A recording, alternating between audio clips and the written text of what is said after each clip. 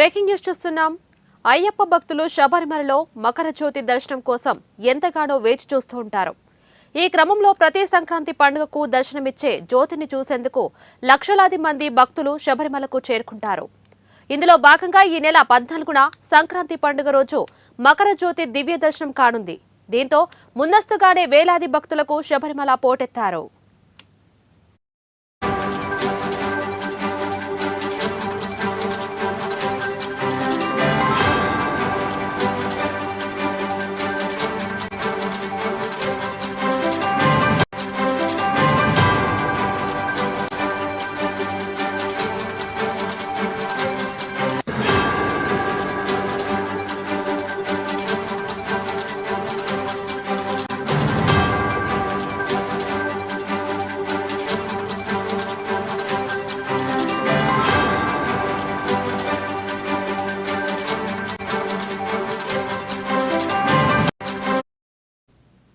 దీంతో ఆ ప్రాంతం మొత్తం అయ్యప్ప స్వాములు భక్తులతో నిండిపోయినట్లు తెలుస్తుంది.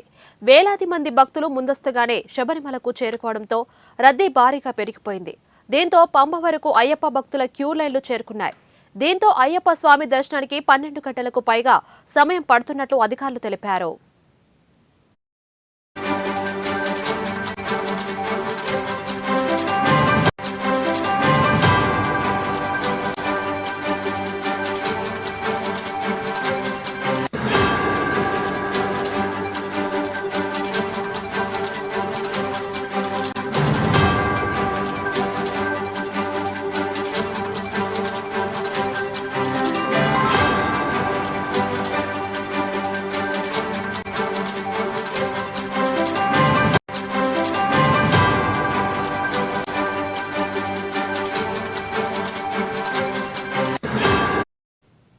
గత 2 రోజులతో పోల్చుకుంటే భారీగా పెరిగిన రద్దీ కారణంగా 4000 మందికి మాత్రమే స్పాట్ దర్శనం టికెట్లను టోకెన్లను ఇస్తున్నారు. అలాగే రేపటి నుంచి ఆన్లైన్ దర్శనాలు కుదించనున్నట్లు ప్రకటించారు.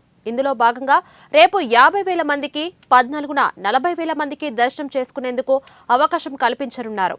ఈ నెల 15న 60,000 మందికి ఆన్లైన్ దర్శన సదుపాయం ఇవ్వనున్నారు. ఇందుకోసం ట్రావెన్కోర్ దేవస్థానం పూర్తి ఏర్పాట్లు చేసింది.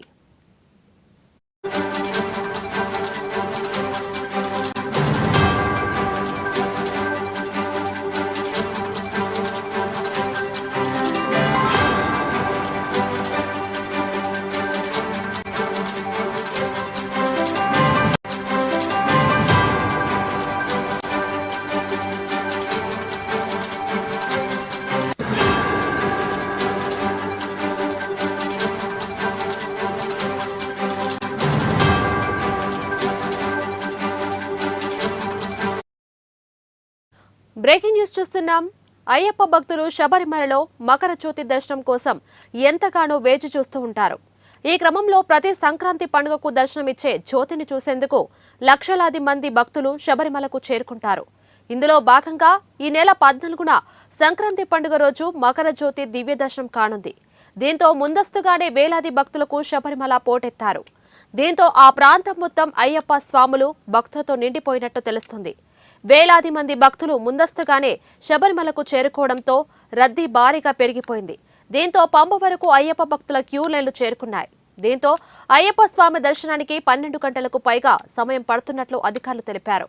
గత 2 రోజులతో పోల్చుకుంటే భారీగా పెరిగిన రద్దీ కారణంగా 4,000 మందికి మాత్రమే స్పాట్ దర్శనం టోకెన్లను ఇస్తున్నారు. అలాగే రేపటి నుంచి ఆన్లైన్ దర్శనాలు కుదించనున్నట్లు ప్రకటించారు. ఇందులో భాగంగా రేపు 50,000 మందికి, 14న 40,000 మందికి దర్శనం చేసుకునేందుకు అవకాశం కల్పించనున్నారు. ఈ నెల 15న 60,000 మందికి ఆన్లైన్ దర్శన సదుపాయం ఇవ్వనున్నారు. ఇందుకోసం ట్రావెన్కోర్ దేవస్థానం పూర్తి ఏర్పాట్లు చేసింది.